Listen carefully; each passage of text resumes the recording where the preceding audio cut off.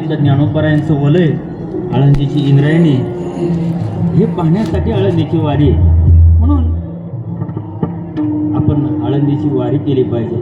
ज्ञानोबराय म्हणतात, याते अलंकापुरा येती ती आवडती विठ्ठला, पांडुरंग प्रसन्नपणे निधले तिने या ज्ञाना, हो वैकुंठ पंढरपूर त्याहून थोर महिमाया, निळा म्हणे जाणून संत येती धावत प्रतिवर्षी येतात कशासाठी?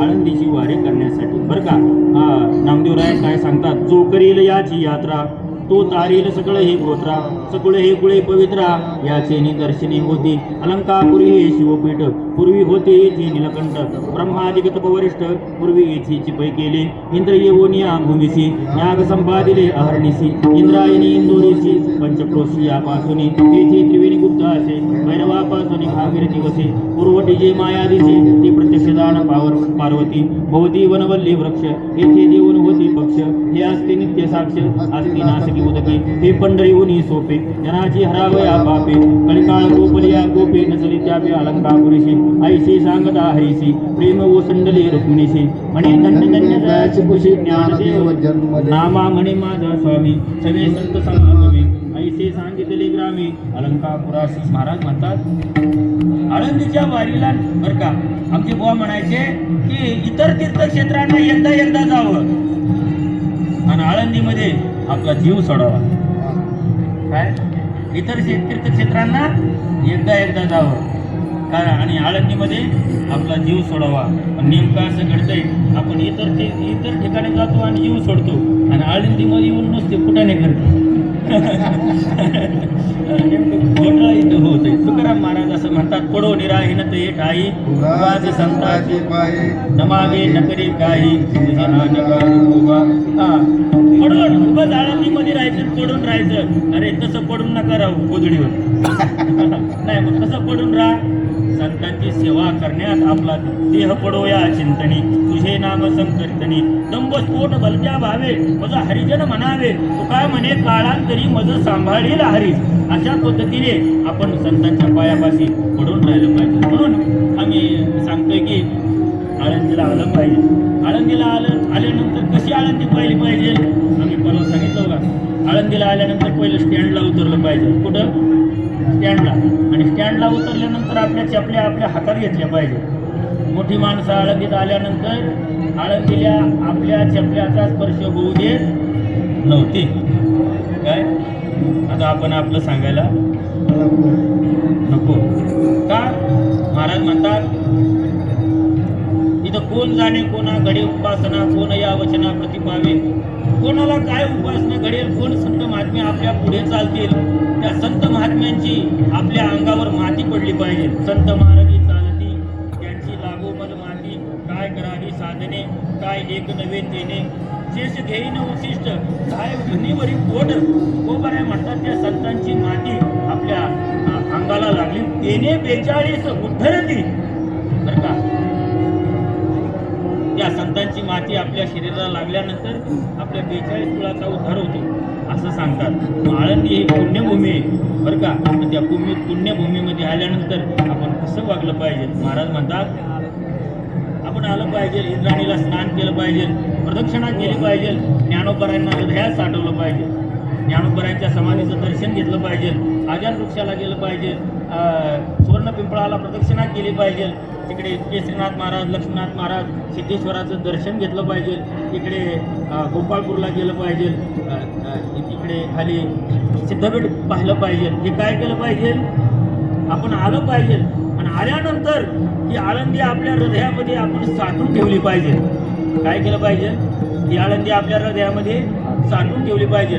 जोपर्यंत आळंदी आपल्या हृदयामध्ये साठवून राहत नाही तोपर्यंत आपल्या आळंदीला येण्याचं काय इस्पित आहे, जे आपल्या आळंदीला येण्याचा मुख्य उद्देश आहे तो साध्य होत नाही.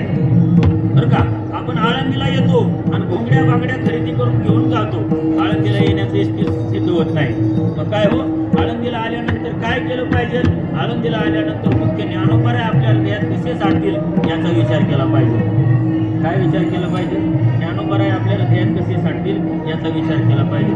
माझे आजोबा मला आळंदीला घेऊन आले 1997 आल्यानंतर इंद्रायणीमध्ये बुडवलं बुडवलं गार पाणी, घाट नव्हता, गार पाणी, मग कशाला बुडवतात? काय कशाला बुडवतात? आणि आमचं नियम आहे, आमच्या आजोबा हे सर्व लोक आंघोळ पुढं करणार माहिती का?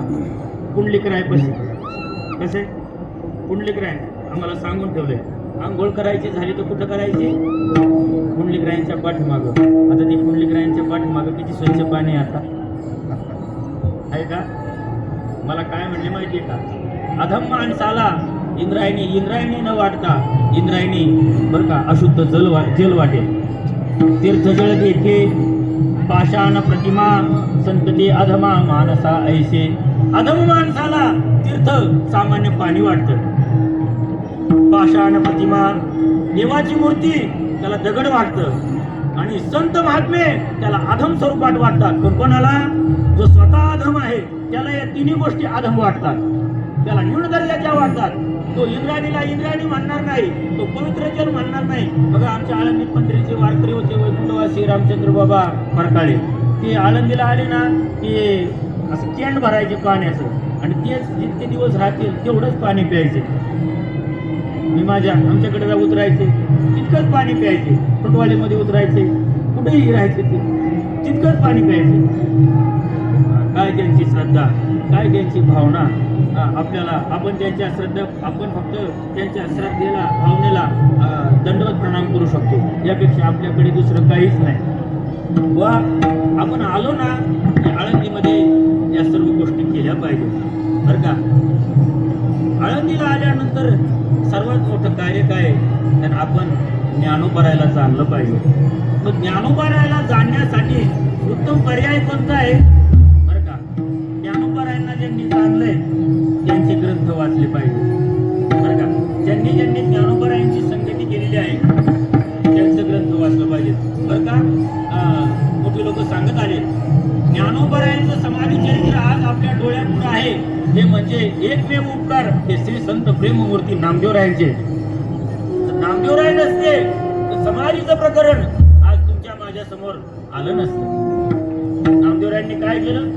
संपूर्ण आतापासून इथेपर्यंत बरं का आदी चरित्र, अनादी चरित्र, लीला चरित्र, समाधी चरित्र आणि समाधीतर चरित्र अशी 5 प्रकारची नामदेवरायांची चरित्र लिहिली. म्हणजे आदी चरित्र नामदेवरायांच्या पुराण काळात काय चरित्र होतं ते चरित्र लिहिलं बरं का. अनादी चरित्र म्हणजे देवाच्या बरोबर जे चरित्र झालं ते चरित्र. त्यानंतर लीला चरित्र, अवतार घेतल्यानंतर जे चरित्र झालं ते चरित्र. समाधी चरित्र, समाधीला बसल्यानंतर जे चरित्र नामदेवरायांनी केलं, ज्ञानोबारायांनी केलं ते चरित्र.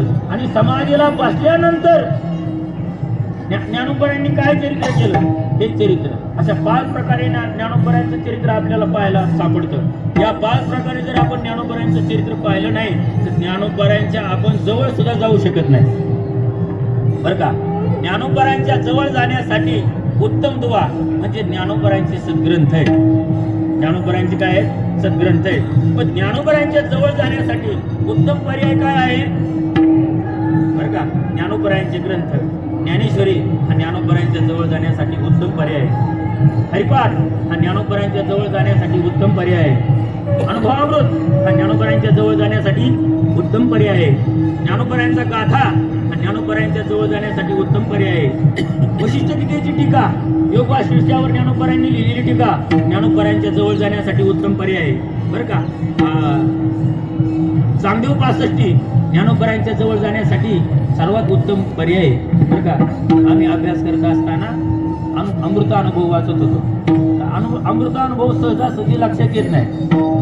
अमृतानुभव लक्षात कधी येईल तर शिवकल्याण स्वामी नावाचे मोठे साधू होऊन गेले. कोण? शिवकल्याण स्वामी. त्या शिवकल्याण स्वामींनी अमृतानुभवावर नित्यानंद एक दीपिका नावाची एक टीका लिहिलेली आहे. कोणती? नित्यानंद एक दीपिका. ते नित्यानंद एक दीपिका टीका वाचल्यानंतर अमृतानुभवामध्ये कुठेतरी प्रवेश होतो बरं का. आमचे बाबासाहेब विठ्ठल महाराज गलिबा म्हणायचे अमृतानुभव कळण्यासाठी देवेंद्र नित्यानंद एक दीपिकेचा आधार घेतला पाहिजे. आणि सर्वात मोठं दुसरं उदाहरण महत्वाची गोष्ट सांगतो की मराठी वाङ्मयामध्ये संस्कृतमध्ये ज्ञानोबरायांनी पहिली टीका म्हणजे ज्ञानेश्वरी केली. पण ज्ञानेश्वरी नंतर अमृतानुभव हा मराठी वाङ्मयाचा पहिला ग्रंथ आहे. ज्ञानोबरायांचा स्वतंत्र प्रतिभेचा पहिला ग्रंथ आहे, पण तो मराठीत आहे. पण मराठी ग्रंथावर मराठी टीका ही नित्यानंद दीपिका शिवकल्याण स्वामींनी लिहिली. म्हणजे संस्कृत ग्रंथावर प्राकृत टीका होते, पण प्राकृत ग्रंथावरच विस्ताराने शिवकल्याण स्वामींनी नित्यानंद दीपिका नावाची टीका लिहिली. अमृतानुभव कळायचा असेल ना तर तुम्हाला ज्योत्स्ना नावाची एक संस्कृत टीका आहे, 300 वर्षापूर्वीची. किती? 300 वर्षापूर्वीची ज्योत्स्ना नावाची एक संस्कृत टीका आहे. ही टीका कळल्याशिवाय, टीका या शब्दाचा अर्थ आहे विस्तार. आणि तुम्ही तिकडच्या तिकीटीकडे असाल हां, ती आपल्याजवळ जास्त आहे. तर ज्योत्स्ना नावाची जी टीका आहे ती वाचल्यानंतर आपण अमृतानुभवाच्या जवळ जातो बरं का. त्यानंतर अमृतानुभव खूप गहन विषय, पण ज्ञानोबरायांच्या जवळ जायचं असेल ना तर काय केलं पाहिजे. महाराज म्हणतात वाचारी ज्ञानी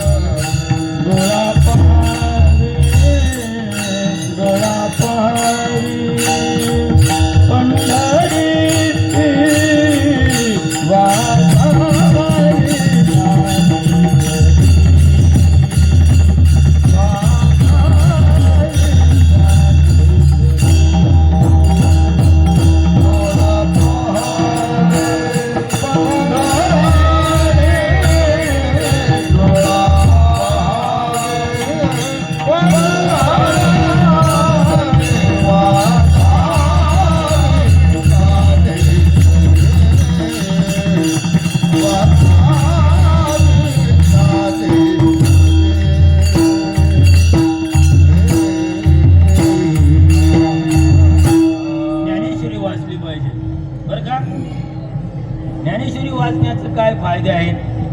आमचे आजोबा मला सांगायचे, भाऊ म्हणायचे की माणसाने जन्माला आल्यानंतर जर ज्ञानेश्वरी वाचली नाही तर तो माणूस म्हणून घेण्याच्या योग्यतेचा नाही बरं का.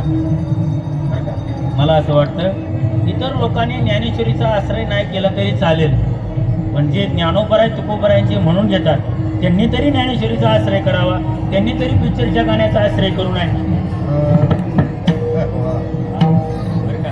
ज्ञानेश्वरीचा आश्रय, संत वाङ्मयाचा आश्रय आपल्या उद्धारासाठी खूप झाला. काय बाबा, ज्ञानेश्वरी सोडून दुसरं काय आहे का बरं का. महाराज म्हणतात की ज्ञानेश्वरी काय आहे थोडं सांगतो. जोपर्यंत माणसाला मी नवीन आलो आणि नवीन आल्यानंतर तात्यांबरोबर असायचो. तात्या मला म्हणाले की तर तुम्हाला भगवत भक्तीमध्ये प्रवेश करून घ्यायचा असेल तर कमीत कमी 108 भागवताची पारायण केली पाहिजे. कशाची बरं का. तुम्हाला एक माझा अनुभव सांगतो. मी काही खूप मोठा नाही, पण माझा लहान अनुभव सांगतो. हां, फक्त माझ्या कपड्यावर जाऊ नका. अनुभव सांगतो माझा. संत वाङ्मयामध्ये प्रस्थांतरी आहे. ज्ञानेश्वरी, गाथा आणि भागवत. लोकांना असं वाटतं की गाथा आणि ज्ञानेश्वरी सोपी आहे, पण हे दोन्ही ग्रंथ कळण्यासाठी पहिला ग्रंथ श्रीमद भागवतावरची एकनाथ महाराजांची टीका एकनाथी भागवतच वाचायला लागते. कारण की ज्ञानेश्वरी लिहिताना ज्ञानेश्वरीत आलेले अनुभव भागवतात आले आणि तुकाराम महाराजांनी भागवताची 1000 पारायण केली. किती? हा, ऐकून ठेवा. ज्ञानेश्वर महाराज तुकाराम महाराजांनी भागवताची 1000 पारायण केली. आम्ही असं केले की आता कमीत कमी 2000 ओव्या आणि 2000 ओव्यांना तेवढेच प्रमाण आम्ही बरोबर आहे असे. म्हणजे कसं तुम्हाला सांगतो, गमत सांगतो. समजा ज्ञानेश्वरीची ओवी एक, तेवी तदभ्यासे निरंतर चित्तासी परमपुरुषासी मोर लावी मग शरीर. महाराज म्हणतात असो काय, लावी मग शरीर राहो अथवा जाऊ. महाराज पुढं तेच म्हणतात काय, देह जाईल तरी जाऊ अथवा राहील तरी राहो, तुझ्या चरणी वियोग पाहो न शको सावं सर्वता. हीच ओवी, हेच प्रमाण तुकाराम महाराज गाथ्यात कसं आलं, जावो राहो देह याची आता घडी कायसी आवडी याची मज. आलं का तिन्ही ग्रंथ सारखं? बघा महाराज म्हणतात हे ज्ञानोबराय तुकोबरायांच्या वचनामध्ये एक वाक्यता आहे. मोठे लोक सांगतात ज्ञानोबराय तुकोबरायांच्या वचनामध्ये एक वाक्यता आहे, कारण ज्ञानोबराय तुकोबरायांचं बोलणं प्रमेयच आहे. ज्ञानोबराय तुकोबरायांचं बोलणं प्रमेय विरहित नाही. जे बोलणं प्रमेय विरहित असतं त्या बोलण्यामध्ये साधर्म्य तारतम्य नसतं. काय नसतं? साधर्म्य आणि तारतम्य नसतं. त्यामध्ये विरोधाभास निर्माण होत असतो. पण जे बोलणं प्रमेयच आहे ते कालही तेच असेल, आजही तेच असणार, उद्याही तेच असणार. त्यामध्ये काही बदल होणार नाही. म्हणून ज्ञानोबरायांचं तुकोबरायांचं बोलणं एक म्हणजे अलौकिकता आहे. बघा काय, म्हणून आपल्याला जर ज्ञानेश्वरी कळायचं असेल, गाथा कळायचा असेल, पहिला आपण एकनाथ महाराजांना शरण गेलं पाहिजे. कोणाला शरण गेलं पाहिजे? एकनाथ महाराजांना. एकनाथ महाराजांना जोपर्यंत आपण शरण जात नाही तोपर्यंत आपल्याला इतकं सुद्धा ज्ञानेश्वरी कळू शकत नाही. मी 108 पारायण केल्यानंतर पैठणला शेवटचं पारायण बाजीराव महाराज जोळीकरांकडे गीता मंदिरामध्ये गेलो करायला. तर बाबा मला असं म्हणाले, देवेंद्र अरे 108 पारायण झाली खरे, पण अनुभव काय आला का नाही? म्हणलं बाबा अजून काय कळत नाही, काय आलं का नाही. म्हणजे आताशी सुरुवात झाली. काय म्हणले, आज तू जर उत्तर दिलं असतं ना अनुभव आला, त्यांनी काय मला म्हणले, तर अनुभव आला हे कळलं असतं तर अजून पारायण झालीच नाही असं मी मानलं असतं. काय अनुभव आला असं म्हटलं असता तर काय पारायण झालीच नाही असं मानलं. साधनेचा ज्या दिवशी अनुभव यायला लागतो त्या दिवशी साधक साधना करण्यामध्ये शिथिल पडतो. काय होतो? जोपर्यंत साधनेचा अनुभव येत नाही तोपर्यंत साधक साधना करण्यासाठी कसा असतो? उत्स्फूर्त असतो. बरं का? साधना कशा आहे? ज्ञानोबराय म्हणतात, पारियाचा रवा घेता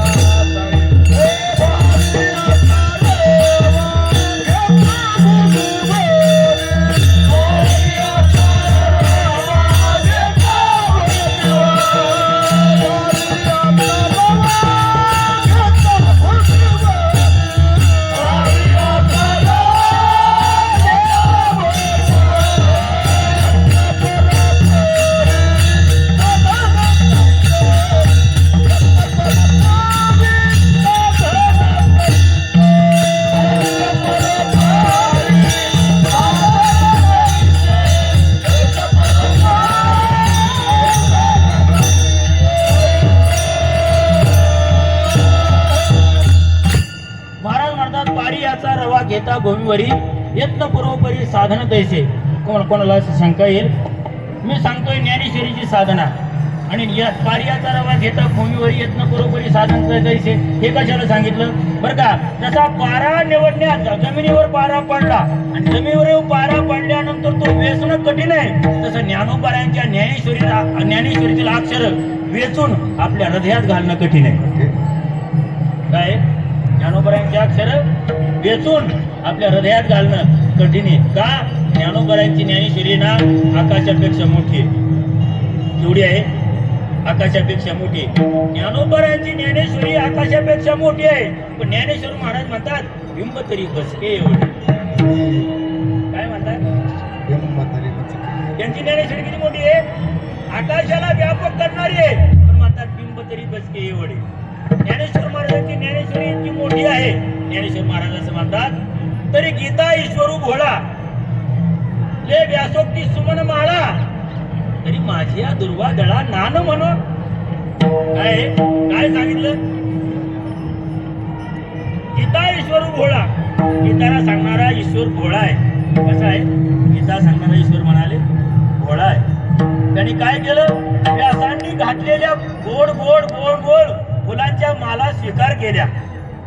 ले व्यासोक्ती सुमन माळा. त्यांनी व्यासांनी घातलेल्या गोड गोड मोठ्या मोठ्या पुष्पांच्या माळा स्वीकार केल्या. आता माझे अक्षर कशी म्हणाले, माझे अक्षर मी गीतेवर जी टीका केली ती टीका कशी आहे, माझे अक्षर म्हणजे दुर्वा आहे. काय आहे, माझे अक्षर ही दुर्वा आहे. आता त्या दुर्वाला फक्त तरी माझी या दुर्वादळा नान म्हणू. माझ्या दुर्वादळाला त्यांनी नाही म्हटलं नाही पाहिजे बरं का. एकीकडे ज्ञानेश्वरीला ते दुर्वादळ म्हणतात, एकीकडे ज्ञानेश्वरीला काय म्हणतात, प्रभू तुम्ही महेशाच्या मूर्ती मी तुबळा अर्चितसे भक्ती म्हणून बोल जरी गंगावती स्वीकार आलती. काय म्हणतात, बोल जरी गंगावती स्वीकार आलती. तुमची माझी ज्ञानेश्वरी कशी आहे, तुम्ही महेशाच्या मूर्ती आहात. तुम्ही कोण आहात, महेशाच्या मूर्ती. आणि तुमच्यावर काय नित्य बेलपुष्पांची उधळण होते, तुमच्यावर नित्य बेलपुष्पांची उधळण होती. तुमच्यावर नित्य बेलपुष्पांची उधळण करण्यासाठी माझ्याजवळ आता बेलपुष्प नाहीत, म्हणून मी काय करतोय, माझ्याजवळ असलेली निरगुडीची पानं तुम्हाला वाहतोय. खरं सांगा ज्ञानेश्वर महाराजांचे बोल निरगुडीची पानं आहेत का, नाही ना. का नाही, गुरुवर्य ताते एक उदाहरण सांगत असतात. ते म्हणत असतात पूर्वीचा परमार्थ आणि आत्ताचा परमार्थ यामध्ये फरक झाला. का फरक झाला म्हणजे पूर्वी लोक पाठीभर करायचे. किती, पूर्वी लोक पाठीभर करायचे आणि चिमूटभर सांगायचे. बरोबर का, पूर्वी लोक पाठीभर करायचे आणि चिमूटभर सांगायचे. आता लोक नेमकं उलट झालं, चिमूटभर करतात हराभर सांगतात. नाही नाही नाही, इतकं त्यांचं काय बोलणं काय सोपं नाही बघा. काय नाही ते बोलणं सोपं नाही. ज्ञानोबारायांच्या ज्ञानेश्वरीची इतकी व्यापकता, भावाक्षराची गाठी ब्रह्मज्ञानाने गोमटी हे माय ज्ञानेश्वरी. संत म्हणता वागेश्वरी. महाराज म्हणतात भाव धरोनिया वाचे ज्ञानेश्वरी कृपा करी हरी दया करी सोमुखी आपण सांगितो श्री विष्णू. श्री गीता हा प्रश्न अर्जुनेशी हेची ज्ञानेश्वरी वाचे वदना साचे भय कडी काळाचे नाही तया एका जनार्दनी संशय सांडोनी दृढधनी म्हणी ज्ञानेश्वरी. आम्ही बाबांच्या संगतीमध्ये डोंगरावर राहिलो. बाबा आता कमीत कमी 50 ते 60 वर्ष झालं डोंगरावर.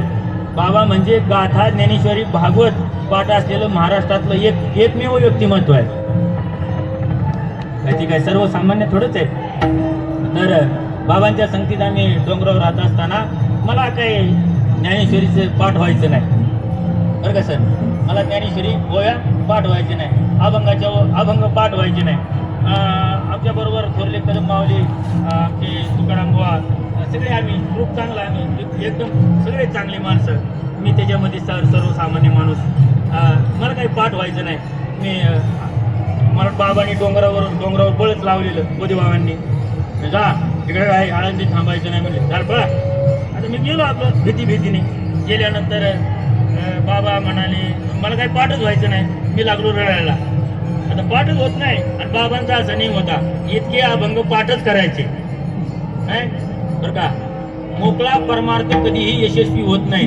ज्याला परमार्थ करायचा असेल त्यांनी कोणाच्या तरी धाकात राहिलं पाहिजे. काय टाळ्या बिळ्या वाजू नका, काय नारायणगाव आहे काय? कोणाच्या तरी काय केलं पाहिजे? धाकात. बर का, धाकात केलेला परमार्थ क्रियान्वित आणि यशस्वी असतो. काय? धाकात झालेला परमार्थ क्रियान्वित आणि यशस्वी असतो. महाराज म्हणतात ते बाबांजवळ आलो, पंढरपूरला गेलो आणि बाबांपाशी रडायला लागलो. बाबा म्हणला होते सगळे पोरं पाठ करतात, त्यांचं पाठ होतं आणि मला पाठ होत नाही, मी काय डोंगरावर राहत नाही. देवेंद्र, अरे ज्ञानोबरायांकडे तुकोबरायांकडे अजून तू प्रार्थना केली नाही वाटतं. महाराज मी अपराधी आहे, महाराज मी अपराधी आहे. माझ्या जीवेवर पूर्वजन्माचं काहीतरी मालिन्य असेल. काय?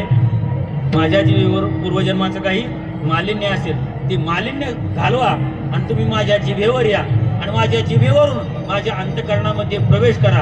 हे जोपर्यंत आपल्याला आपण ज्ञानोबराय तुकोबरायला प्रार्थना करत नाही ना, तोपर्यंत आपल्या हृदयामध्ये जिभेच्या द्वारे ज्ञानोबराय तुकोबराय प्रवेश करू शकत नाही. महाराज आमचे भाऊ आहेत, भाऊ रोज एकादशीला 108 विष्णू सहस्रनाम असतात.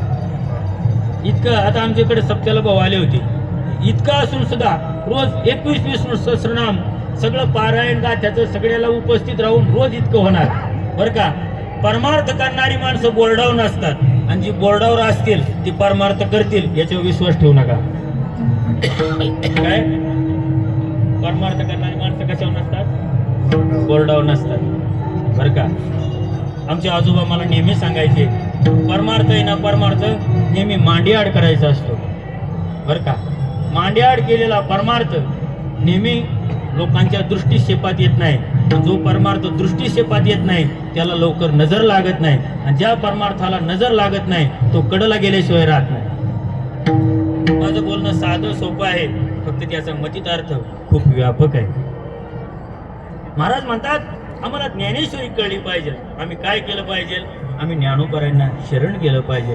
वा, ज्ञानोबरायांची ज्ञानेश्वरी कळण्यासाठी कोण कोण ज्ञानोबरायांना शरण गेलं, त्या शरण जाणाऱ्यांमध्ये एकनाथ महाराज सर्वप्रथम. महाराज म्हणतात की ज्ञानोबरायांना समाधी दिली. समाधी दिल्यानंतर अनेक वर्ष गेली. बरोबर का? काय झालं? अनेक वर्ष गेली. ज्ञानोबरायांना समाधी दिली आणि ज्ञानोबरायांना समाधी दिल्यानंतर नामदेवराय उत्तरेमध्ये निघून गेले. काय गेले? उत्तरेमध्ये निघून गेले. उत्तरेमध्ये निघून गेल्यानंतर इकडे महाराष्ट्रामध्ये अस्थिरता निर्माण झाली. अस्थिरता निर्माण झाली. नामदेवराय परत आले. नामदेवरायांनी समाधी घेतली. त्यानंतर बराच कालावधी गेला. बऱ्याच कालावधीनंतर एकनाथ श्री संत शांतीब्रह्म एकनाथ महाराजांचा जन्म झाला. आणि एकनाथ महाराजांचा जन्म झाल्यानंतर एकनाथ महाराजांच्या स्वप्नात ज्ञानोबराय गेले. गजान वृक्षाची मुळी कंठासी लागली, येऊनी अळती स्थळी काढ गेली. स्वप्नात दृष्टांत झाला. आणि दृष्टांत झाल्यानंतर एकनाथ महाराज मजल दर मजल करत आळंदीला आले. आळंदीला आल्यानंतर ज्ञानोबरायांना प्रार्थना केली. त्या गावामध्ये गाव झालं होतं असं म्हणतात लोक. ज्ञानोबरायांची समाधी कुठे आहे हे सापडत नव्हतं. ज्ञानोबरायांची समाधीच सापडत नाही हे पाहिल्यानंतर ज्यांना शोधायचे त्यांचा पहिला जप केला पाहिजे. ज्यांना काय शोधायचे त्यांना जप केलं पाहिजे. बरं का, आमचे गुरुवर्य वैकुंठवासी विठ्ठल महाराज गोलेबा यांनी आम्ही नवीन आळंदीला आल्यानंतर आम्हाला एक सांगितलं होतं. ते म्हणाले हे ज्या इष्टदेवतेची आपल्याला प्राप्ती करायची त्या इष्टदेवतेचा आपण जप केला पाहिजे. तो किती जप केला पाहिजे? त्या इष्टदेवतेच्या नामाक्षरामध्ये जितके अक्षर आहे तितके कोटी जप केला पाहिजे. किती कोटी? तितके कोटी जप केला पाहिजे.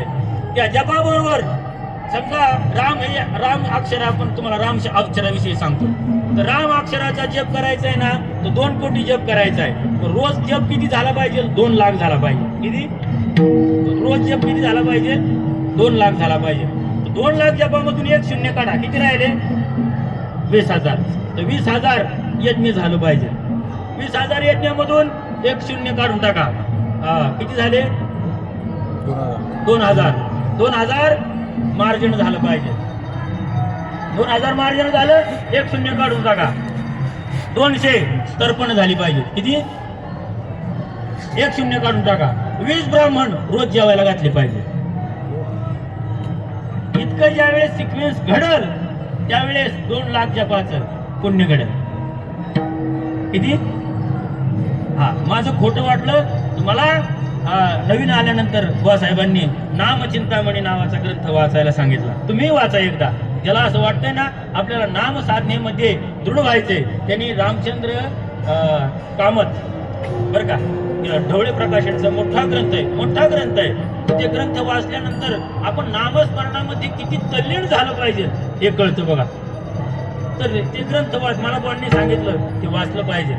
तर कोणत्याही इष्टदेवतेची आराधना करण्यासाठी प्रथम त्याचा जप केला पाहिजे, त्याला करुणा भागली पाहिजे.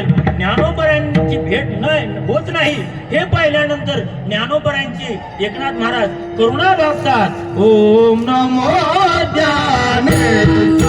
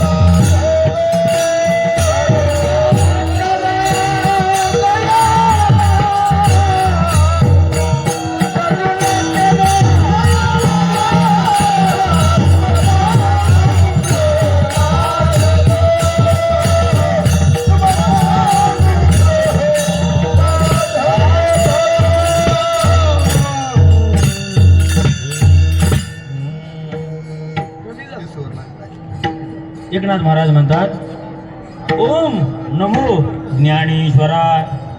बरं का, ओंकार स्वरूप ज्ञानोबरायांना एकनाथ महाराज नमन करतात. नमो शब्द वापरतात का? ज्ञानोबरायण नमनासाठी योग्य आहे. ओंकार शब्द वापरतात. ज्ञानोबरायांचं स्वरूप हे ओंकार स्वरूप आहे. ओम नमो ज्ञानेश्वरा. करुणा करा दयाळा. तुम्ही करुणा करत आहात, तुम्ही दयाळ आहात. बरं का, ज्ञानोबरायांनी करुणा कोणाकोणावर केली आपण जर विचार केला तर ज्ञानोबरायांची करुणा भिंतीवर झाली. बरं का, बरोबर. या चिंतन महाराजांनी खूप गोड सांगितलं होतं. ज्ञानोबरायांची करुणा भिंतीवर झाली. कशी झाली? ज्ञानोबराय, निवृत्तीनाथ महाराज, मुक्ताबाई, सोपान काका बसलेले आहेत आणि चांगदेव महाराज आले. ज्ञानोबरायांनी आज्ञा केली भिंतीला, भिंती चल. काय केली आज्ञा? भिंती चल. भिंत काय झाली? चालायला लागली. आता आपण काय करा, तुम्ही आणि मी प्रदक्षिणा करू. काय करू, करायची की नाही, का केली नाही? बरं, प्रदक्षिणा करू. आणि प्रदक्षिणा करता करता करता त्या भिंतीपाशी येऊ. कुठं? ज्ञानोबरांनी भिंती चालवली, वडगाव चौकात येऊ. आणि वडगाव चौकात आल्यानंतर आपण भिंतीला म्हणू, भिंती चल. सर काय म्हणू? भिंती चल. भिंत आपल्याला काय म्हणन? चल. हो पुढे आपण भिंतीला चल म्हणल्यानंतर भिंत आपल्याला काय म्हणन? निघ. अहो, ज्ञानोबरांचे शब्द सामर्थ्य आणि आपलं शब्द सामर्थ्य यात फरक आहे का नाही? फरक आहे बरं का. ज्ञानोबरांचं बोलणं कोणाकोणाला कळतंय माहितीये का? ज्ञानोबरांचं बोलणं आहे ना, ज्यांना कान नाहीत ना त्यांना सुद्धा ज्ञानोबरांचं बोलणं कळतंय. ज्यांना कान आहेत पण ऐकण्याचं सामर्थ्य नाही त्यांना सुद्धा ज्ञानोबरांचं बोलणं कळतंय. ज्ञानोबरांचं बोलणं कान आहेत पण ज्यांना बोलण्याचं सामर्थ्य नाही त्यांना सुद्धा कळतंय. आणि ज्यांना कान आहे, सामर्थ्य आहे पण अक्कल नावाचा विषय नाही त्यांना सुद्धा कळतंय. बरोबर आहे का? सुगे नाही कळलं परत सांगतो. भिंतीला कान नाहीत, भिंतीला कान आहेत का? भिंतीला कान नाहीत तरी ज्ञानोबरांचं बोलणं भिंतीला कळतंय बरं का. भिंतीला कान नाहीत तरी भिंतीला ज्ञानोबरांचं बोलणं कळतंय.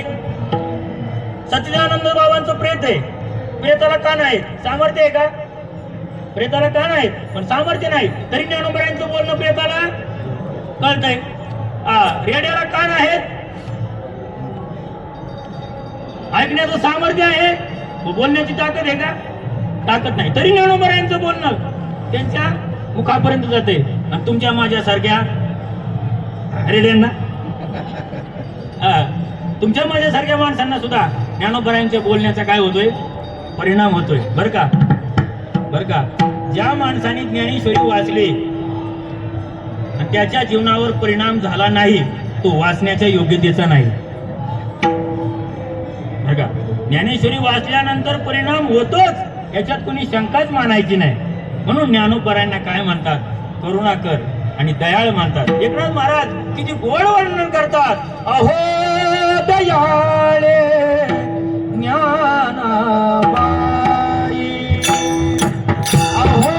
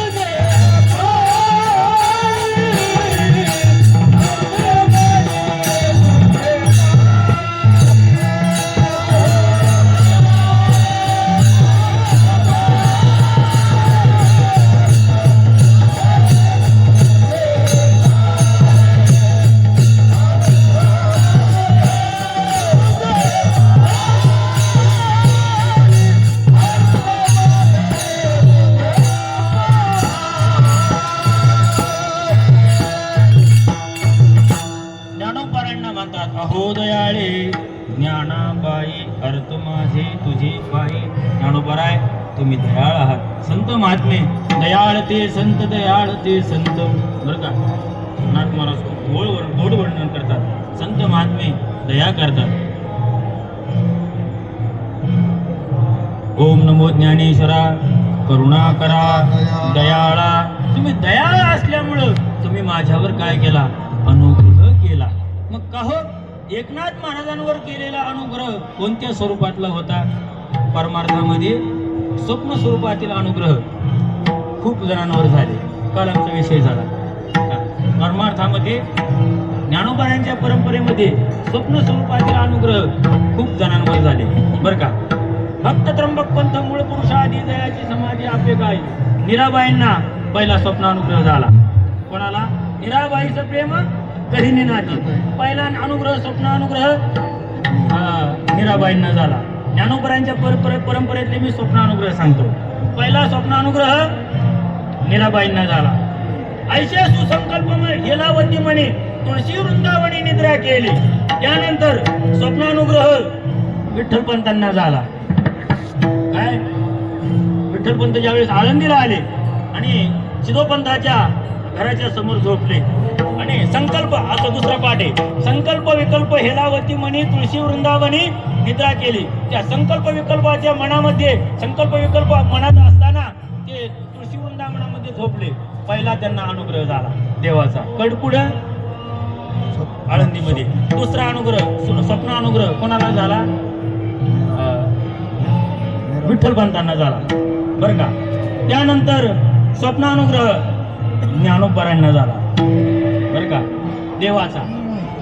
बरं का, विचार तुम्ही बाबांनी, भक्तिबाबांनी लिहिलेलं एकदा आपलं हे मुक्ताईदिक विजय वाचा. काय स्वप्नानुग्रह ज्ञानोबरांना स्वप्नानुग्रह 2 नंबरला झाला.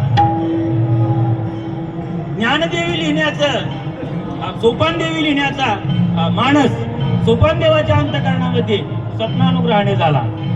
कशाने झाला? स्वप्नानुग्रहाने झाला. बरं का, एकनाथ महाराजांना स्वप्नानुग्रह झाला. तुकोबरायांना काय झाला? स्वप्नानुग्रह झाला. वारकरी संप्रदायामध्ये स्वप्नानुग्रहाची काय आहे? परंपरा आहे. बुवा साहेब असं म्हणायचे, वा तुम्ही परमार्थिक वाटचालीवर, योग्य वाटचालीवर आहात हे कशावरून कळतं? तुम्हाला पडणाऱ्या स्वप्नांवरून.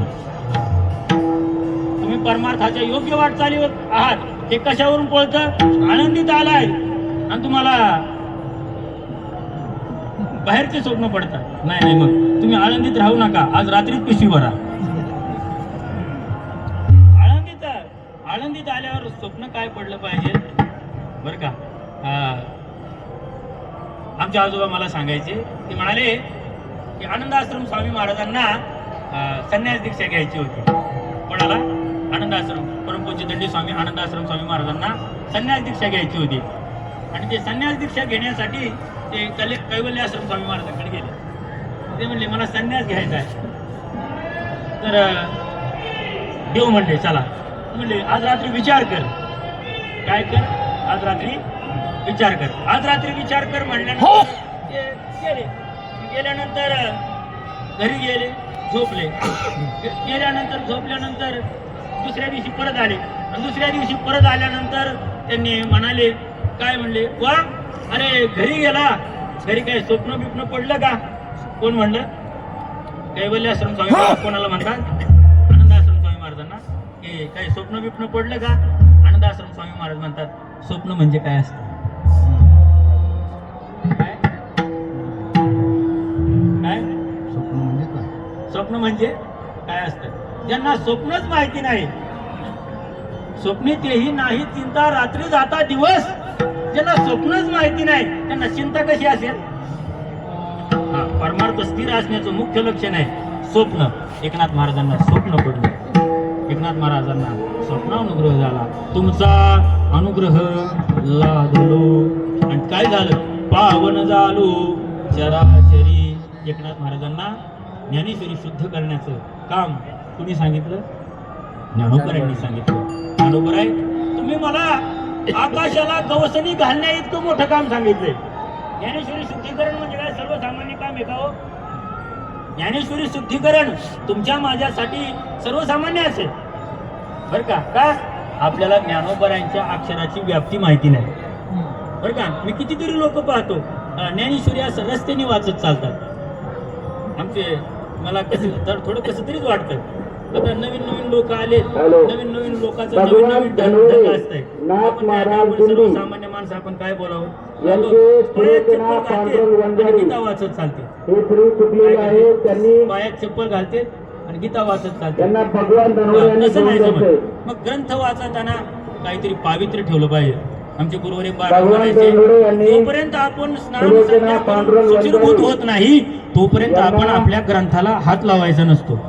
काय इंद्रायणी घाटावर पोलीस मदत केंद्र या ठिकाणाहून त्यांना घेऊन जायचंय.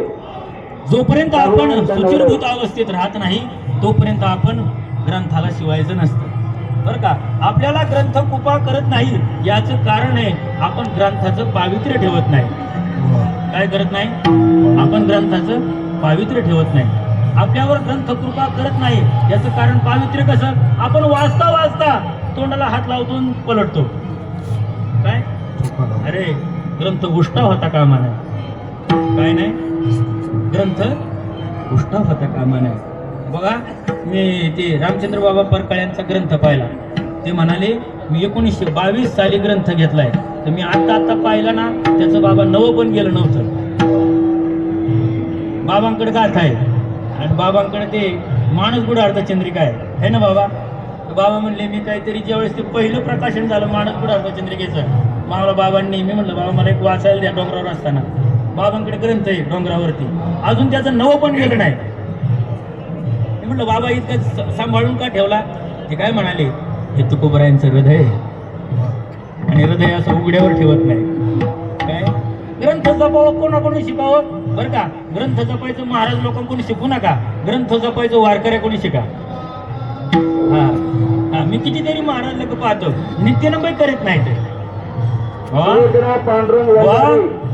ग्रंथ म्हणजे काय आहे. ज्ञानोबराय म्हणतात मला ज्ञानेश्वरीचं हे शुद्धीकरणाचं सर्वात भव्य दिव्य कार्य तुम्ही दिलेलं आहे. हे भव्य दिव्य कार्यासमोर मी कळा कुसरी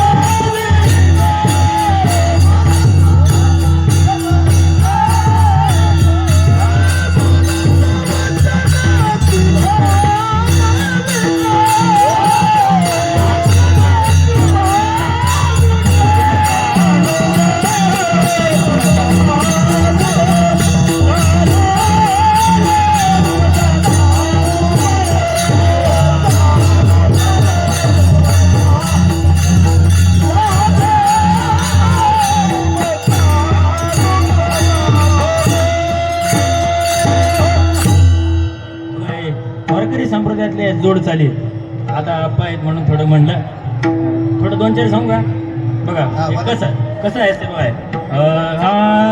मी कळा कोसरी, मी कळा कोसरी काहीच नेणे, मी कळा कोसरी, याला जोड. मी कळा कोसरी, मी कळा कोसरी काहीच नेणे, मी कळा कोसरी. तिसरी, मी कळा कोसरी, मी कळा कोसरी काहीच नेणे, काहीच नेणे, काहीच नेणे. मी कळा कुसरी, मी कळा कुसरी, मी कळा कुसरी काहीच नेणे, मी कळा कुसरी, मी कळा कुसरी, मी कळा कुसरी काहीच नेणे, काहीच नेणे. मी कळा कुसरी, मी कळा कुसरी, मी कळा कुसरी काहीच नेणे, मी कळा कुसरी. आता लय सांगू नको, पुढच्या कीर्तनात सांगू. बरं का, वारकऱ्यांचं शर्ट फाटलेलं असन पण त्यांचं भजन कायम नेटकं असतंय. वा. टाळी नाही वाजवत. भजन म्हणजे आपला प्राण आहे. काय भजन आपला काय आहे? प्राण आहे. आमचे गुरुवर्य नाना म्हणायचे, वा आपलं जीवन कमी जास्त झालं तरी चालेल पण भजन कमी जास्त होता का म्हणा. काय भजन कमी. आम्ही काशीनाथ बाबा वारकरी पाहिले, बाबांना माहिती आहे काशीनाथ बाबा वारकरी. त्यांना काशीनाथ बाबा लंगोटी म्हणायचे. लंगोटीवरच राहायचे बघा. कशावर राहायचे? काय ते विधेय महात्मे, असे महात्मे, विधेयी महात्मे की आम्हाला असं वाटतंय आज त्यांना पाहिल्यानंतर त्यांच्या अंगावरचा वारा आमच्या अंगावर लागला म्हणून आमच्या शरीरामध्ये काहीतरी पवित्रता आहे. अशी माणसं आहे. ठीक आहे, सर्वसामान्य लोक नाही बाबा. ते दिसायला एकदम फाटके, पण जर निळोबारायांच्या सेना महाराजांच्या गवळणी म्हणायला लागले ना तर म्हणायचे अरे 2च का म्हणल्या, अजून एक म्हण. आपण काय म्हणणार, अरे एवढ्या कशाला म्हणतो, एकच भागवत. ते का बरं का, ज्यांचं भजनावर प्रेम असतो त्यांच्यावर देव प्रेम करतो. महाराज म्हणतात, बरं जाऊ द्या विस्तार होईल. तू ज्ञानोबा आहे आपलं एकनाथ महाराज म्हणतात, मी कळा कुसरी काहीच नेणे, मी कळा कुसरी काहीच नेणे, पण मी काय करतोय, बोलतो वचने अति भाविका. मी फक्त भावनेने तुमच्या बरोबर बोलत आहे. हे भगवंता, एका जनार्दनी तुमचा दास, एका जनार्दनी तुमचा दास, एका जनार्दनी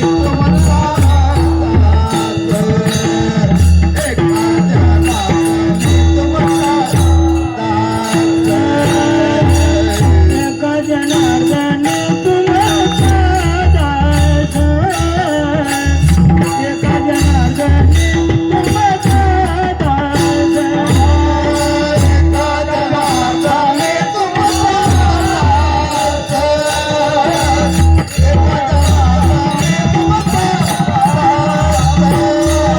त्याची आज पुरवावी, त्याची आज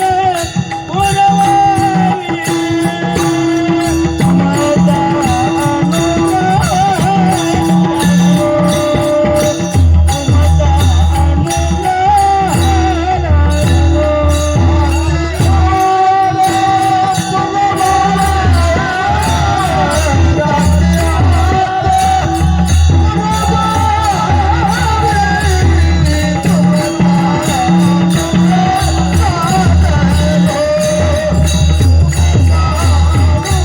माझा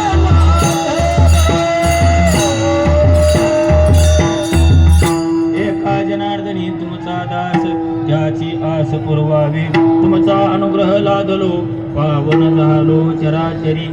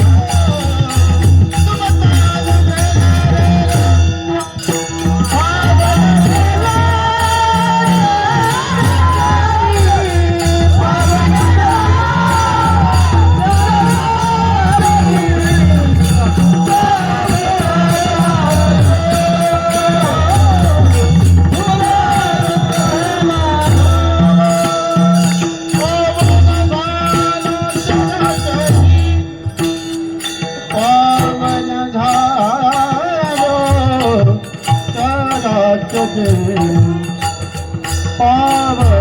झालो चराचर, पावन झालो चराचरी, पावन झालो चराचरी,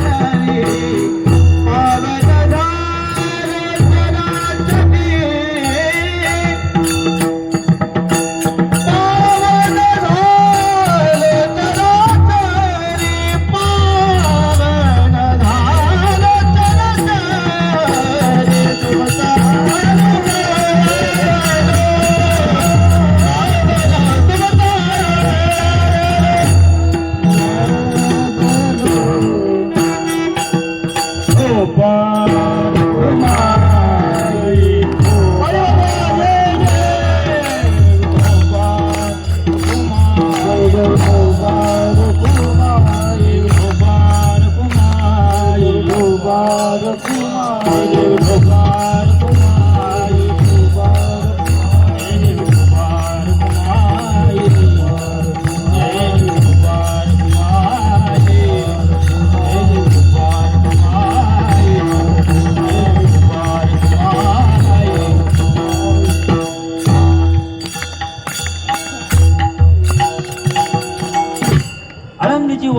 जे उत्सवाची रेलचेल ही आजपासून नाही, अष्टमी, नवमी, दशमी, एकादशी, द्वादशी, आजचा दिवस हा द्वादशीचा दिवस आहे. समाधी कालामध्ये या प्रत्येक दिवशी ज्ञानोबरांच्या समवेत काही काही घटना घडल्या बरं का. आणि द्वादशीच्या दिवशी ज्या दिवशी जी घटना घडली त्या दिवशी ती घटना जर सांगितली नाही तर ती आळंदी सोहळ्यातलं कीर्तन कसलं. म्हणून ज्ञानोबरांच्या जीवनामध्ये आज द्वादशीच्या दिवशी काय काय घडलं थोडक्यात त्याचा गोषवारा करू बरं का. एकादशी श्रेष्ठ गाडी नामस्मरणे कोटी याग जोडी, एक घडी युगा एवढे सामर्थ्य याचे एकादशी दिननिशी जागरणी ऋषिकेशी. महाराज म्हणतात एकादशीचा पर्वकाळ झाला आणि मग द्वादशी म्हणे पांडुरंग काही करी गा उद्वेग बरं का. द्वादशीला ज्ञानोबरांच्या समवेत नामदेवराय आणि देव बसलेले आहेत. ज्ञानोबरांकडे पाहून देव आपल्या राही, रखुमाई, सत्यभामा या सर्वांना म्हणतात, अरे अरे आजचा दिवस हा पुण्य पावन आहे. सर्व म्हणू लागले, का महाराज आजचा दिवस पुण्य पावन काय आहे. अरे आज ज्ञानोबराय शेवटचं जीवन जेवणार आहे. काय आज ज्ञानोबराय, आज आपल्यासारखा भाग्यवान दिवस नाही की आज ज्ञानोबरायांसारख्या महात्म्याला आज आपल्याला जेवायला घालायचं. वा वा वा वा. ज्ञानोबरायांना जेवायला घालायचं म्हणून देवाच्या घरातल्या सर्व महिला तयार झाल्या. मग राही, रुक्मिणी, सत्यभामा सर्व आल्यानंतर विचारलं काय काय जेवण बनवलं पाहिजे, कसं काय केलं पाहिजे. मग ज्ञानोबरायांना जेवण करण्यासाठी मग दिव्य खांब ओवणी, भक्ती देखील नयनी, आपुडीने हाती चक्रपाणी या सिंहास घालावा. महाराज म्हणतात तुमचं मंदिर तयार केलं आणि मंदिर तयार केल्यानंतर त्या मंदिरामध्ये काय केलं की काय केलं. ऊस खरजुळे भोपळी फणस नारंगी नारळ केली, कर्दिली वारंगली असळी उदक पाच वाहताची. ऊस, नारळ, केळी, फणीच्या फणी आणून ठेवले. लोकांना आता एवढा मोठा समाज आला पंचक्रोशीमध्ये, पाणी वाढणार कोण, पंक्तीतच पाठ तयार केला. उदक पाठ वाहताची, पाठाच्या पाठ तयार केले. मग काय केलं, ज्ञानोबरायांना म्हणाले ज्ञानोबराय आता तुम्हाला जेवायचंय बरं का. आता मोठ्या माणसाला जेवायला घालण्यासाठी काहीतरी विशेष जेवायला करावं लागतं. काय करावं लागतं, विशेष जेवायला करावं लागतं. मग ज्ञानोबरायांना अरे म्हणजे असं काय जेवायला घालायचंय. पण ज्ञानोबरायांना काय केलं, विष्णू मूर्ती चतुर्भुज,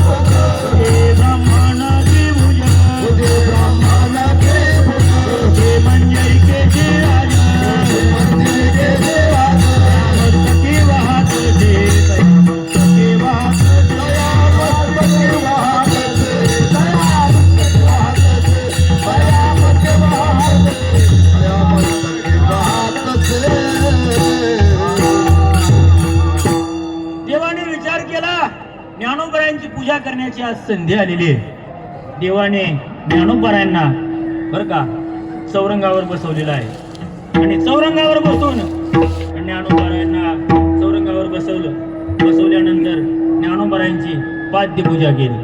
काय केली, ज्ञानोबरायांना पाद्यपूजा केली.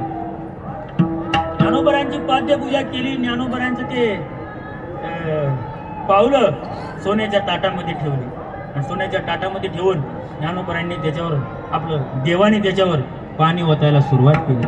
पाणी ओतलं नारद म्हणले या पाण्याचं काय करायचं सर्व बरोबर का ते पाणी आणलं आणि नारद म्हणू लागले या पाण्याचं काय करायचं नारदांना देवाने सांगितलं हे सर्व हे मंदिर शिंपून काढा सर्व पाणी त्या नारद महाराजांनी तुळशीच्या पाण्याने शिंपून काढल्यानंतर चरणतीर्थ घेतले त्याने सगळं मंदिर शिंपिले आपणामुखी घातले म्हणे कृतकृत्य झालो मी देवाने ते सर्व पाणी घटा पेला आणि देव काय म्हणायला लागला अरे आज मी माझ्या जन्मामध्ये ज्ञानोबारायांचं चरणतीर्थ घेतल्यानंतर कृतकृत्य झाल्यासारखं वाटतंय बर का.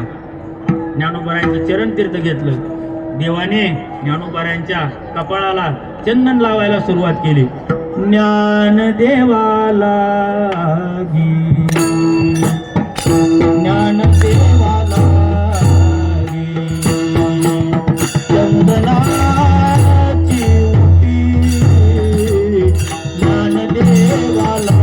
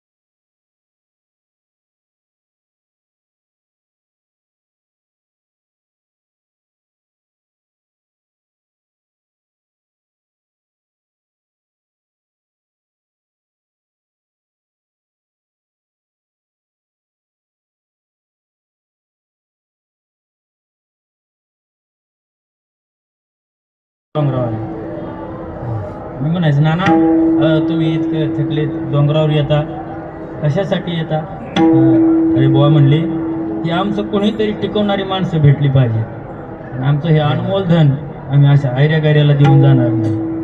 आमच्यावर नानाने कृपा केली बघा आमच्यावर काय केली कृपा केली. पण नानाचं असं होतं जितक्या अभंगपाठ तितकीच चाली शिकवायची. हां ते नानांच्या धाकाने आमचं गाथा पाठ झालं. नाना एकचा अभंगपाठ एकच चाल शिकवला. मग त्यांनी काय करायचं एक अभंगपाठ झालं ना त्या अभंगाला ती चाल बसवली ना आपा की त्या अभंगाला ती चाल फिक्स व्हायची. ती चाल आता हलत नाही काय होत नाही हलत नाही. तर असं गाथाही जिवंत राहतोय आणि चालही जिवंत. हां त्याच्यामुळं हे बघा अभिषेक पांगण नको. महाराज म्हणतात की ज्ञानोबारायांना देवाने चंदन लावायला सुरुवात केली. आपण लोकांना चंदन लावतो ते देव प्रत्यक्ष परब्रह्म सनातन ज्ञानोबारायांना बर का मलयानिळ चंदन लावायला लागला. महाराज म्हणतात मलयानिळ शितळू पालवी नये गाळू तसा परिमळू पिता नये असा तो मलयानिळ चंदन ज्ञानोबारायांना उठी लावायला लागली.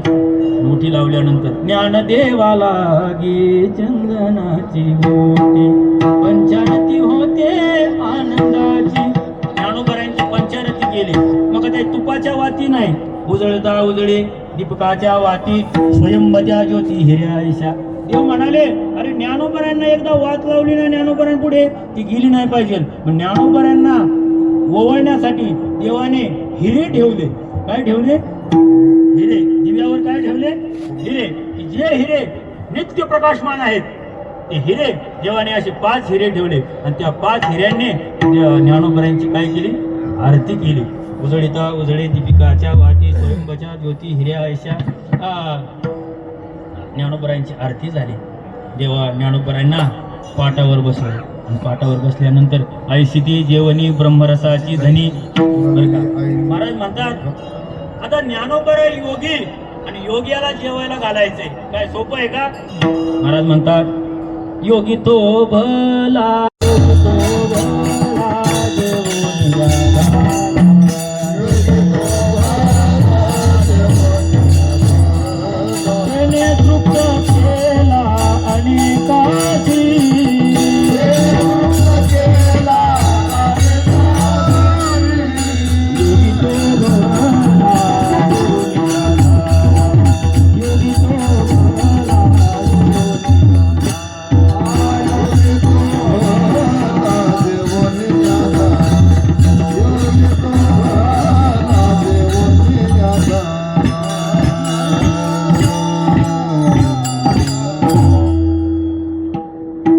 पुढे प्रश्न पडला, ज्ञानोबराय योगी आहेत आणि योग्याला जेवायला घालायचं कसं? ज्ञानोबराय म्हणतात, देवा तुम्हाला जेवायला घालणार आहे, पण माझं ताट कोणतं आहे माहिती आहे का? माझ्या ताटाची आडणी कोणती आहे तुला माहिती आहे का? आकाश आडणी पृथ्वी हे ताट. काय? माझ्या जेवणाची आडणी पृथ्वी आणि माझं ताट हे आकाश आहे. आता देवा तुम्हाला जेवायला कसं घालणार सांग बरं. कोण म्हणते? अरे ज्ञानोबराय देवाला घालतात, देवाला म्हणतात मला जेवायला देवा तुला घालायचे ना, माझं ताट हे आकाश आहे आणि त्या आकाशाला आडणी माहितीये का? आमच्या फडात पद्धत आहे, बाबा जेवायला गेल्यानंतर ताटाला काय लावावं लागतं?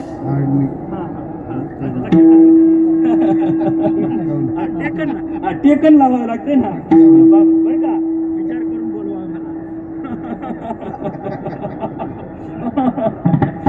बाबाला सांगून ठेवलेलं बरं.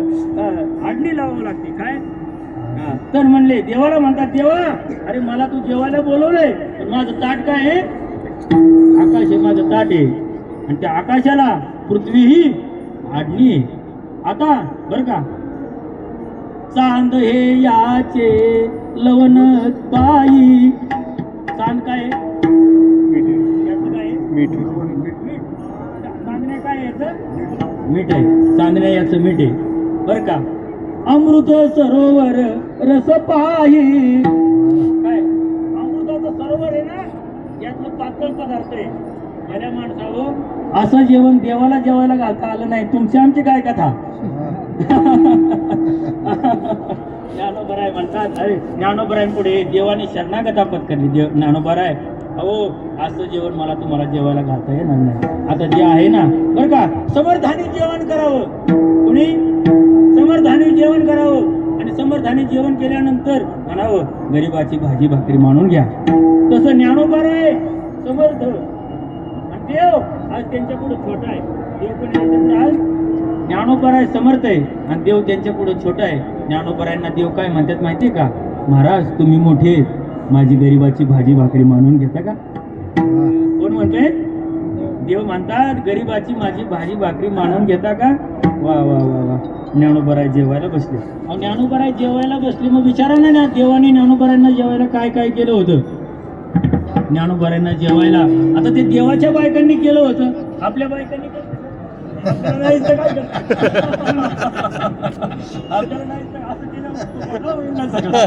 आपल्याला नाही तर काय करते. हा आता बायांचं म्हणजे आमचे केशव महाराज नामदार सांगतात, बायांचं जेवण म्हणजे कसं असतं म्हणले की डबाच्या डबा मसाला चव नाही कशाला. आता काय सांगावं, ते देवाच्या बायकांनी स्वयंपाक केला बरं का. वरी मिरवी मुगाचे वरण बरं का. आमचं ते आम्ही भाऊंच्या बाबाच्या पालात झोपतो. ते पालामध्ये शितोळे सरकारांचे ब्राह्मण आहे. पालामध्ये पालाच्या कडेला शितोळे सरकारांचं पाल आहे आणि ते पालामध्ये त्यांचे ब्राह्मण आहेत. त्यांच्या वतीने रोज ज्ञानोबरायांना सोहळ्यामध्ये नैवेद्य असतो. कोणाच्या वतीने? तर भाऊंना मी विचारलं की भाऊ हे ज्ञानोबरायांना रोज जेवायला बनवतात, मग काय बनवतात बा आपलं? विचारलं त्यांना. मग ते भाऊंनी म्हणले मी थांबा मी ते ब्राह्मण काकांना बोलून आणतो. ते लोणंदच्या मुक्कामाला ते ब्राह्मण काकांना बोलून आणलं. म्हणून म्हणाले तुम्ही ज्ञानोबरायांना काय जेवण बनवता? ते म्हणाले माझे आजोबा पहिले नैवेद्य बनवत होते. आहे ना बाबा? भाऊ साक्षी झाली त्याला. म्हणजे माझे आजोबा पहिले नैवेद्य बनवत होते. ते आजोबा इतके अधिकारी होते, ते ज्ञानोबरायांना रात्री झोपताना विचारायचे, ज्ञानोबराय उद्या तुम्हाला काय खायचंय हो?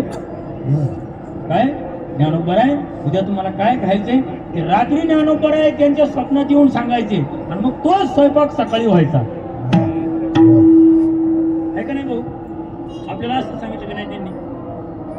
म्हणले आजही असंच आहे. जे आजोबा असताना जो शेवट त्यांना स्वप्नदृष्टांत झाला तोच स्वयंपाक आज आम्ही करतो. म्हणजे त्यांच्या आजोबांना शेवटचा स्वप्नदृष्टांत झाला की त्यांना ज्ञानोबरायांनी सांगितलं की भेंडीची भाजी आणि मुगाचं वरण, तूप, भात आणि पोळी बनवा. आजही तोच नैवेद्य रोज म्हणजे आळंदीपासून पंढरपूर पर्यंत असतो. वरी मिरवे मुगाचे वरण. ज्ञानोबरायांना कशाचं वरण आवडतं? मुगाचे. हा तुरीचं नाही, असं दुसरं नाही. ज्ञानोबारांना कोणतं आवडतं वरण?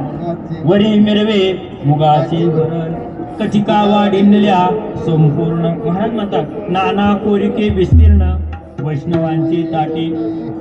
अनेक भाज्या ज्ञानोबारांसाठी बनवल्या होत्या बरं का. कामधेनूचे घृत, हा बरं का. भात बनवला पण कसा? आमच्या इंद्रायणीचा भात. कसं बाबा? आम्हाला मराठवाड्यातलं भात खाऊ वाटत नाही. ते मराठवाड्यातले लोक वर्षातून एकदाच भात खातात म्हणजे सणाला, बरोबर आहे का? सणालाच खातात. आणि आमचं असं आहे, आम्ही भात खाल्ला नाही तर आम्हाला मेल्यासारखं वाटतं. म्हणजे आमचं मुख्य अन्न काय आहे? भात आहे ना. आमचं पुणे जिल्ह्याचं मुख्य अन्न आमच्या पश्चिम पट्ट्यात काय आहे बाबा? भात. भात म्हणजे पण ते कसा लागतो? मराठवाड्याचा भात असा असतो, सवतीचं मन जसं सवतीच्या मनाला चिटकत नाही तसं भाताचं मन भाताचं शीत भाताच्या शीताला चिटकत नाही, आहे का नाही?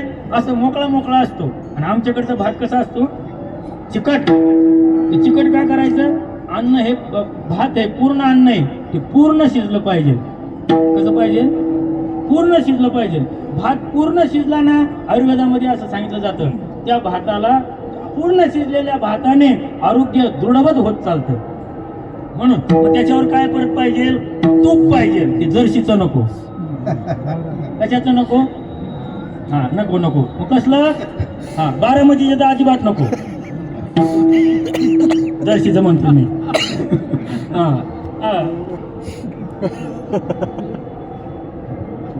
जर्शीच काय सांगतो तुम्हाला मी.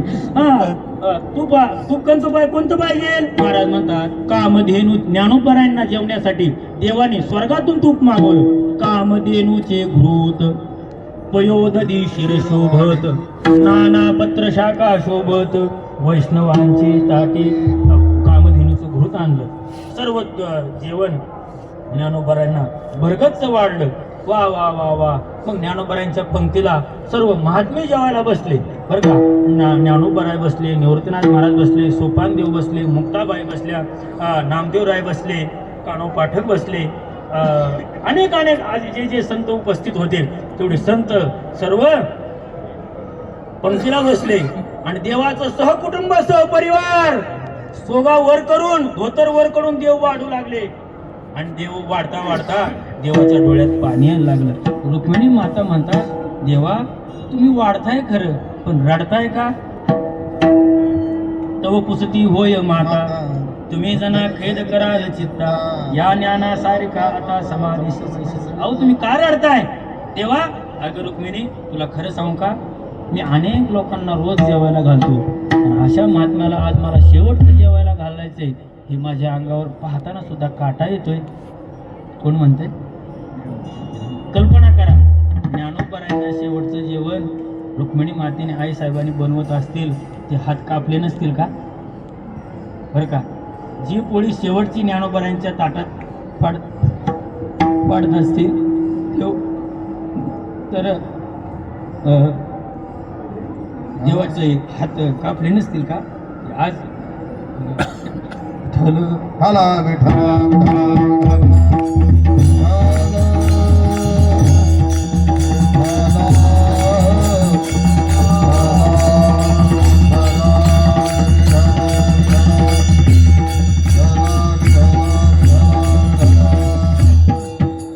ज्ञानोबारायांना देव ताट वाढत असं पोळी वाढतात.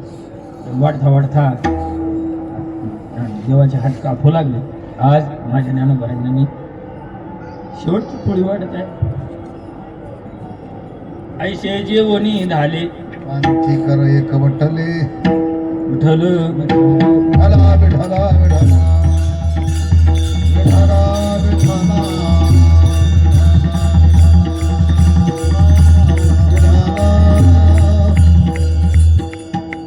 ऐसे जेवणी झाले प्रांती कर एक उठले, मग गोपाळे विडे दिले आपुलीने हाती. महाराज ते मग सर्व लोकांचं जेवण झालं आणि देवाने सर्वांना पानाचा विडा दिला. काय झाले? तांबोल घेऊन वदनी सुख संतोष बोलते. म्हणून आमच्या फडकऱ्यामध्ये पान लोक खाते. आम्ही खात नाही पण आमच्यातले खाते बरं का. ज्याला आपली साधक अवस्था टिकवायची असते ना त्यांनी तंबाखू चुना पान खाल्लं नाही पाहिजे. हा पण ते देवाने खायला घातलं. कोणाला? सर्व संतांना. बरं का, योग भ्रष्टाची जीवन पद्धती आपण अवलंबली तर आपलं वाटलं झाल्याशिवाय राहणार नाही. का? माझं वाक्य नीट आहे का? योग भ्रष्टाची जीवन पद्धती योग भ्रष्टाच्या सारखी असते. आपण त्याचं अनुकरण अनुगमन अनुशीलन करणं कठीण आहे. ज्ञानोबरायांना विडी दिली. ज्ञानोबराय सर्व झाले. मग ज्ञानोबराय पंक्ती उठल्या. पंक्ती उठून हात बेधून थोडं बाजूला गेले. बाजूला गेल्यानंतर देव म्हणतात, अरे आज ज्ञानोबराय, सोपानदेव, मुक्ताबाई आणि निवृत्तीनाथ महाराज, अरे आज तुमच्या जीवनात हा द्वादशीचा दिवस म्हणजे ज्ञानोबरायांच्या संगतीचा हा शेवटची रात्र आहे. हे काय आज तुमच्या जीवनातली काय आहे? ही शेवटची रात्र आहे. या रात्रीनंतर ज्ञानोबराय परत तुम्हाला काय नाही दिसणार नाही. तुम्हाला काय जर एकांतामध्ये बोलायचं असेल ना तर थोडं बोलून घ्या. सगळं समाज आहे, पण तुम्हाला एकांतामध्ये काहीतरी बोलून घ्यायचं असेल तर बोलायचं. देवा, अरे आम्हाला खूप काही बोलायचं आहे, परंतु काय बोलावं हा प्रश्न पडायला लागलाय. कोण म्हणतं? निवृत्तीनाथ महाराज म्हणतात, देवा आम्हाला खूप काय बोलायचं रे, पण आम्हाला काय बोलावं हा प्रश्न पडायला लागलाय. देव म्हणायला लागले, निवृत्तीनाथ महाराज तुम्ही सगळ्यांचे गुरु आहात, तुम्हाला काय प्रश्न पडतो यांच्या बरोबर काय बोलावं? म्हणले, नातं जेव्हा दुरावलं जातं ना त्यावेळेस काय बोलावं हा मोठा प्रश्न पडतो. काय? नातं ज्यावेळेस दुरावलं जातं ना तर दुरावलेल्या नात्याविषयी काय बोलावं हा काय होतो? प्रश्न होतो. ज्यावेळेस तुम्हाला प्रश्न पडेल ना आपण काय बोलावं त्यावेळेस आपल्याला असं समजायचं की आपण काय बोलू. आपल्या मित्रमंडळीमध्ये जर आपण प्रवासाला निघालो आणि आपलं बोलणं थांबलं ना म्हणून म्हणायचं आपल्याकडे बोलण्याचे विषय कमी झालेत. याचा अर्थ आहे आपल्या दोघांना आपल्या संगतीचा आता कंटाळा आलेला आहे. काय आलाय? कंटाळा आला. म्हणजे आता मी काय बोलावं? कंटाळा आला म्हणून बोलावं का? नाही नाही, अरे श्रेष्ठांच्या आधी कनिष्ठाचे जाणे. मी श्रेष्ठ आहे. निवृत्तीनाथ महाराज काय म्हणतात? मी श्रेष्ठ आहे. ज्ञानोबराय कनिष्ठ आहे. आता मोठ्याने लहानाला समाधी देणं हे देवा शोभतं का? आता मला माझ्या हृदयावर माझ्या काळजावर मी दगड ठेवतोय आणि ज्ञानोबरायांबरोबर शब्द बोलतोय. नाही, असं करू नका. देव निवृत्तीनाथ महाराजांची समजूत काढतात.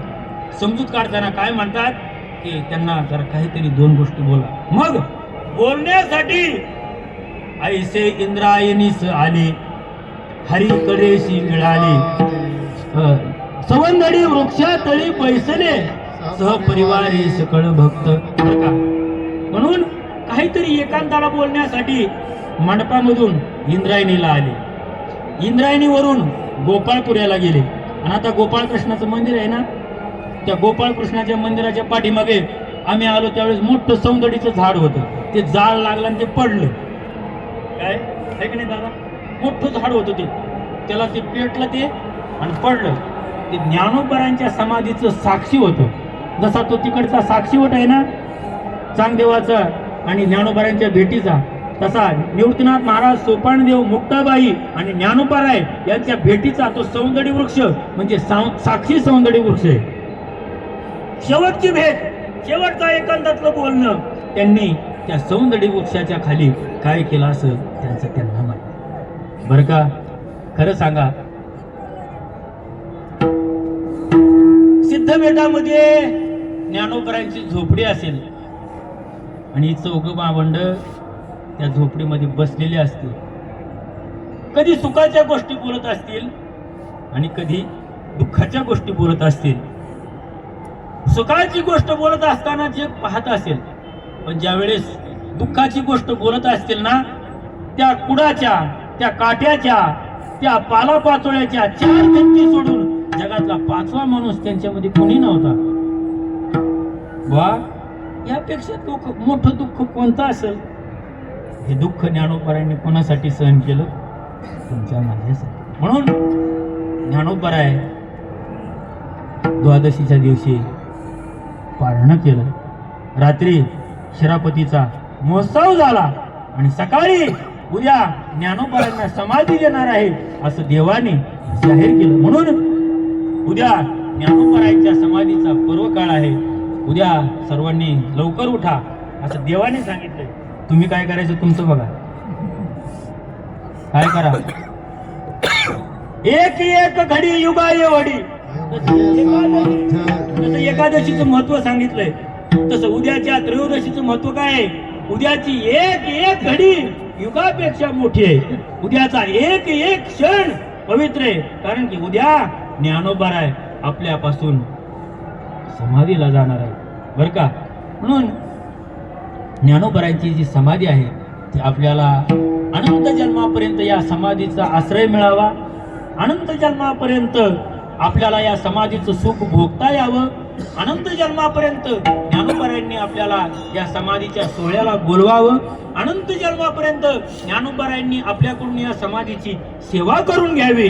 आमची बर का भाऊ बर का दादा. गरुड मोठा आकाशामध्ये झेप घेतो. कोण? गरुड आकाशामध्ये मोठी झेप घेतो. गरुडाचे पंख मोठे आहेत. तो 1000 किलोमीटर प्रवास करू शकतो. गरुडाचे पंख मोठे आहेत म्हणून तो 1000 किलोमीटर प्रवास करू शकतो. म्हणून काय चिमणीचे पंख बारके म्हणून तिने प्रवास करायचा नाही का? काय बर का. ज्ञानोबा तुकोबारायांना जाणणारे संत महात्मे आहेत ते म्हणजे गरुडासारखे. ते कोण आहेत? गरुडासारखे. आणि तुम्ही मी कोण आहेत? चिमणीसारखे. गरुडाने गरुड झेप घेतली पण आपण चिमणी आहे. आपण उडणं सोडायचंय का? त्यांनी सेवा त्यांच्या पद्धतीने केली. आपण आपल्या पद्धतीने. फक्त आपण एकच म्हणलं पाहिजे. देवा होते ते माझे भांडवल पाया पे निवेदिले बोल. आदरा ऐसे पाविले मोल तुका म्हणे साच खोल तू जाणसी. माझी सेवा खरी आहे का खोटी आहे फक्त तुझ्या अंतकरणाला कळू द्या. म्हणून हे ज्ञानोबांची वारी ज्ञानोबांना हृदयात साठवण्यासाठी करा. ज्ञानेश्वर माऊली ज्ञान